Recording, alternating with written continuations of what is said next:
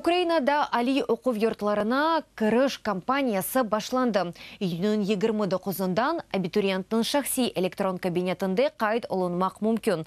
Чешіт оқу йортларына 4 ихтисас бойынша 9 аризаны бермек мүмкін. Бюджет ерлерінің сайысы 10%-ға артачақ.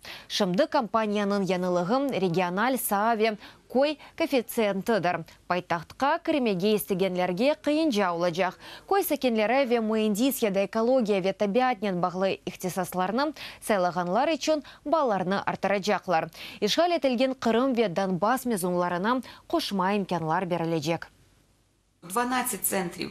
Донецк ве Луганск велетлері ве Бутун Украинада, Қырым Украина 12 меркезі ве Донбасс Украина 15 меркезі. Бусине парламент Қырым абитуритлеріне Николаев, Запорожье, Херсон ве Одесса велетлеріндікі али оқу йортларына кірмеге фырсат берген қануны қабыл етті. Бұл ишғал етілген ярымада мезунлары үшін қошма имкандыр.